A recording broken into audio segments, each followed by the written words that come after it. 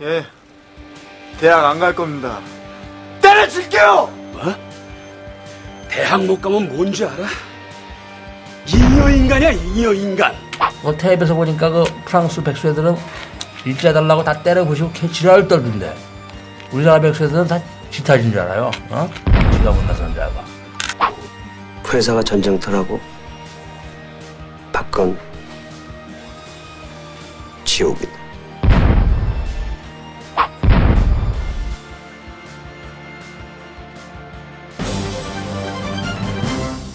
구독, 알림 설정 부탁드립니다. 만기치과의원 구성원은 원장 서만기, 간호사 홍인숙, 다혈질 최익준, 무기력한 천봉우. 이 둘은 서만기 원장이 중학교 동창생으로 병원 죽돌이들입니다. 간호사보다도 먼저 병원에 나오는 최익준은 병원 청소를 도맡아 하고 신문을 보다가 갑자기 욕짓거리를 하며 이런 새끼를 봤나? 야이 이런 혼자 흥분해대는 타입입니다. 반면 천봉우는 같은 내용을 읽어도 그저 별 감흥 없이 개슴치레합니다. 그의 말로는 6.25 때 공산당 눈을 피해 서울에 숨어 사느라 맘 놓고 자본 적이 없었다고 합니다. 그것이 지금까지 이어져 등만 되면 졸곤 하지만 깊은 잠은 들지 못하고 청각은 깨어있는 상태라 항상 수면 부족이라고 합니다. 그리고 학생 때는 제법 총기도 있고 포부도 있었는데 전쟁통에 부모 형제를 잃은 후부터는 모든 일에 관심이 없어지고 아내에게까지 남편 구실을 못하고 있습니다. 사실 봉우 아내도 본시 평판이 좋지 않았고 결혼 8달 만에 아기를 낳아 봉우 친자식이 아닌 것은 다 알려진 사실입니다. 그래도 돈 버는 재주는 있어 사실상 가장 역할을 하고 있고 봉우는 그런 아내에게 빌붙어 사는 대신 가정이나 사회에 전혀 무관심하게 되었습니다.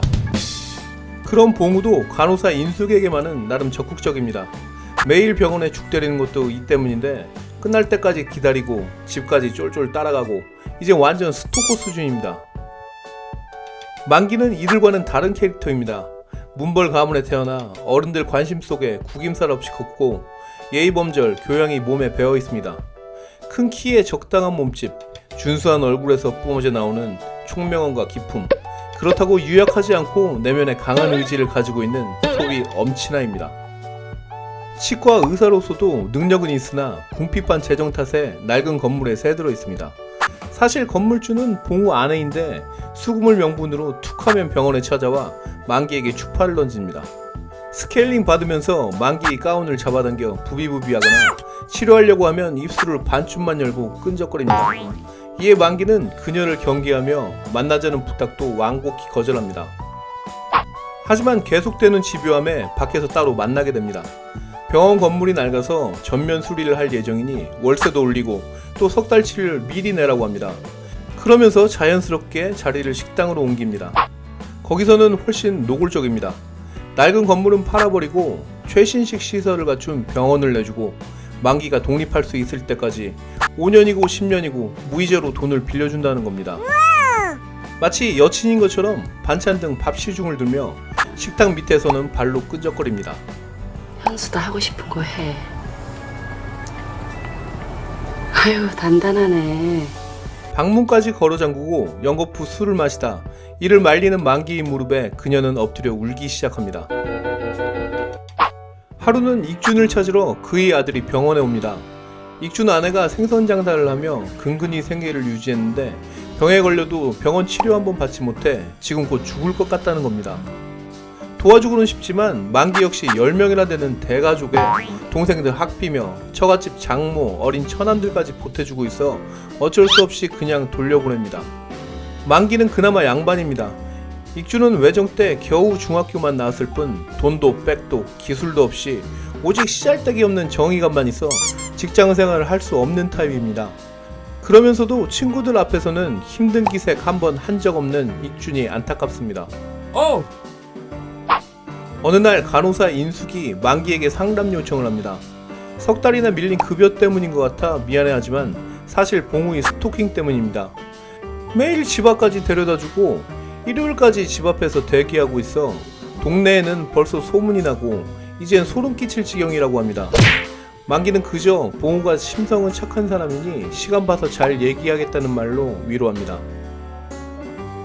만기는 주변의 상황들, 찝적대는 봉우 아내, 딱한 익준이네, 봉우의 스토킹까지 더욱 마음만 심란합니다. 이뿐 아니라 처제 은주도 은근 골칫거립니다.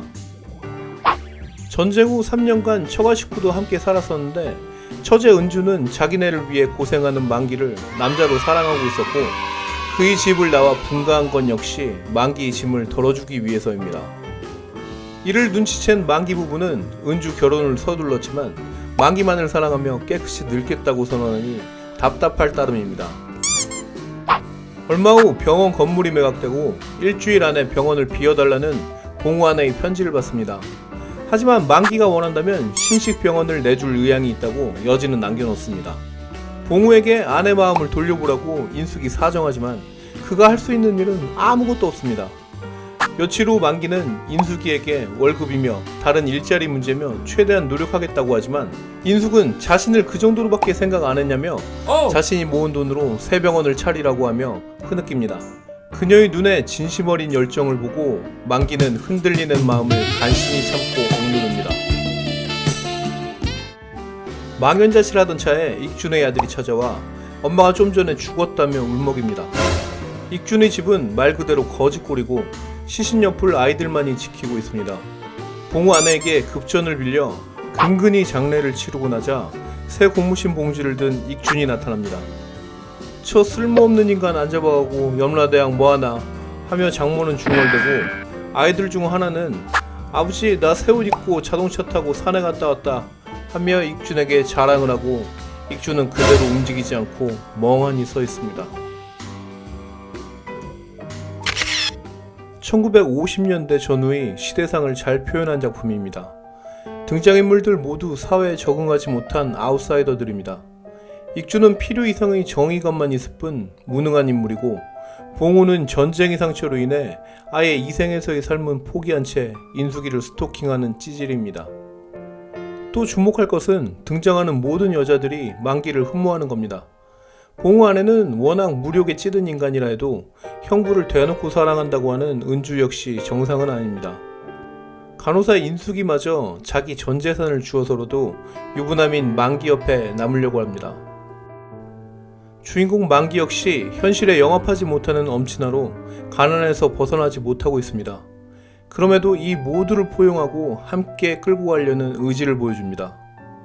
작가 손창섭은 1958년 잉여인간을 발표합니다. 전후 시대의 사회 부적응 인간들을 너무나도 사실적으로 묘사하고 있고 만기를 통해 이를 극복할 수 있다는 가능성을 보여주고 있습니다. 잉여인간이라는 말은 19세기 러시아에서 처음 나온 말로 행동하지 않는 지성을 비꼬는 말입니다. 여기서는 전후 사회에 부적응한 인물들을 가리키고 있습니다. 최근에는 젊은이들 사이에서 회자되는 자조적 표현입니다. 경제활동에 있어 한켠으로 내몰려 참여의 기회마저도 박탈당한 이들, 더 나아가 이 사회를 살아가는 모든 이들이 거대 자본에 침식되어 설 자리를 잃어가고 있습니다. 하지만 자본주의 시장 논리에 의해 인간을 규정하는 것이 올바른 것인지는 생각해 봐야 되겠습니다. 다음 시간에 뵙겠습니다.